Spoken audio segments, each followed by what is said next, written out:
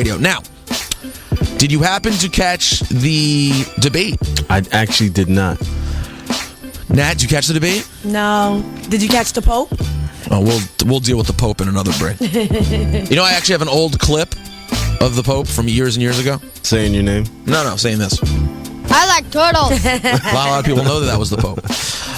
Okay, essentially, this was another disgusting debate where the questions being asked by Charles Gibson and George Stephanopoulos were so incredibly disappointing, especially from George, who I expected more out of, asking Obama about Reverend Wright. Again, asking him about not wearing the USA pin, and watching Senator Obama's way of handling it, how much he turns the other cheek, how he never gets angry, even though you have Hillary smirking and playing into it. Right. And he just, I feel honestly, I know this sounds cliched or cheesy, but I feel like Dr. King would be so proud of Barack Obama. Right now, right? He's the embodiment of being above the fray. And he said even the next day when he did the brush your shoulders off thing, when he said he just brushed off his shoulders and he seemed cool as hell, and natural and not like it's forced. He said, you know, Hillary is used to playing those kind of politics. They're the same games the Republicans played with her and Bill, and so now it's what she's used to. Is, you know, dirty politics. But I'm not going to do that.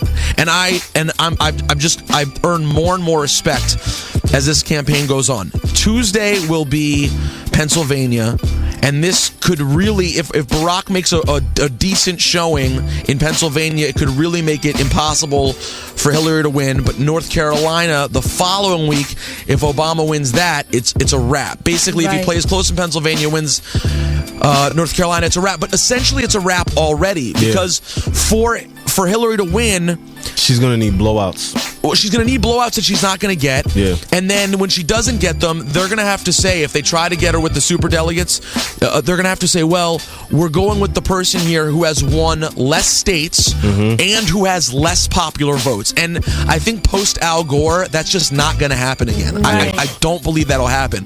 But the amazing game that the media has played on us is making us believe that this election's still close when it's not really it's not close at all. And it's been something that's driven me crazy. And this weekend, happy Passover to everyone out there. I had a couple of Seder's. Yesterday I was with my family in New Jersey, and I had a great time. And I was talking to my sweet great aunt Goldie, who's 85 years old, immigrant from a displaced persons camp in 1951.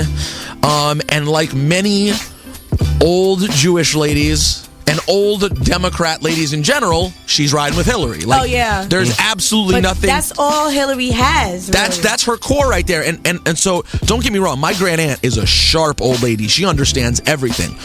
But when it got down to the discussion, she comes up to me and she goes, so Peter, are you're happy with your Obama? Because she knows, because my dad, she's like, I'm scared to talk to your dad. I won't talk to your father, but I'll talk to you about it.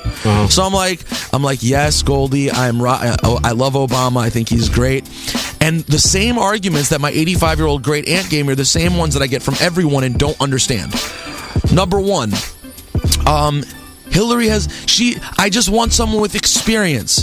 She doesn't have any more experience than Barack Obama. I mean, I guess if you want to call being 8 years of being the first lady some sort of profound experience, then it kind of is, though. It's very important when it comes to, I guess, dealing with diplomats and having the first lady is very important. No, it's a very important role. A very important role, and you're very involved overseas and dealing with people and other dignitaries. But you're not. She wasn't doing policy.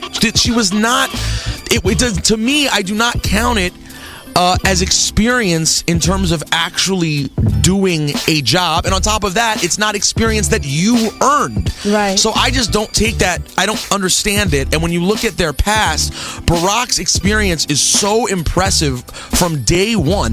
This is a guy who, when he gets out of, being president of the Harvard Law Review, he's a black guy who was president of Harvard Law Review. You realize the amount of money this dude could have decided to make instead. He could have worked the number one guy. Mike, you know this well. He could have been the biggest guy at the biggest law firms anywhere. And instead he goes back to Chicago and works with poor people and organizes and works his way up through state senate and then becomes a senator and is where he is now.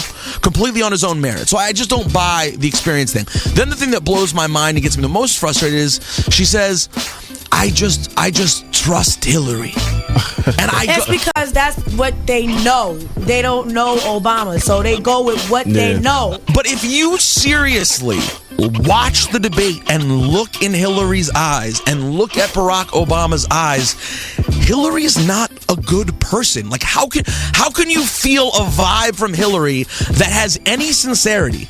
Everything she says is programmed. On top of that, while they're busy asking Barack Obama about what pin he wore and about Reverend Wright, Hillary gets asked about her miscommunicating her experience in Kosovo, which, if you paid attention to her answer, and for everyone who doesn't know what we're talking about, Hillary said that on her trip to Kosovo in 1995, she said several times that she showed up under like the barrage of gunfire or whatever. Yeah, and she lied and got in caught. her book, she talked about what it was like, and other reporters have talked about what it was like, and it was nothing like that. And Hillary straight up said in the debate, I knowingly said things that were inconsistent with what I wrote in my book, and I did it several times, and I'm sorry. And if you read through the lines, she's really just saying, I'm a liar. Yeah, I lied. basically. I lied and I cares? got caught. I lied and I got caught, and I'm sorry I got caught. And what else can I say? I'm sorry I blatantly lied to your face while trying to win your trust. And you show me a time during this campaign when Senator Obama has lied to us. And we have to question his allegiances with every which person that he's ever dealt with. It's just absurd. But I think what you said about the media is important. Like you said that the media is making it seem like it's a lot closer than it is. We're all in the spin zone now. A lot of what we're even seeing on TV, it's irrelevant. Like you said, he has it basically won already. And if you even look back to last week when they were trying to say he was elitist because of some of the comments he made, I mean, it's going to be ridiculous at this point. They're making things up. They tried to make it sound offensive that he said that working class Americans are bitter. They really tried to do him in with But they are. What is wrong? I have never been slapped by someone for saying that they're bitter. It's not an offensive thing to say. It's reality. It's not really what he said. It's the way he said it, because he made it seem like they're bitter, so they just turn to religion or to weapons and stuff like that. You know what I mean? But it doesn't matter how you handle the situation. We are bitter and we are angry. And if we do choose to go to religion or whatever it is to get some peace of mind, so what? But it's the truth. The point is, people are bitter and we want change. Another thing that really blows my mind is everyone says this election's about pulling everyone together and everyone talking. Yet, when you talk about the people Obama associates with, like Reverend Wright's congregation, for example, which is represented in hundreds of other churches all over the country, they're not. That crowd's not. They're not invited to be pulled together. I guess not. No. So we don't want to talk to the people who are actually bitter and disenfranchised. Leave them out of the discussion. But Peter, you know what it is? A lot of these politicians and rich people are so out of the real world. Like, they have no clue what we go through.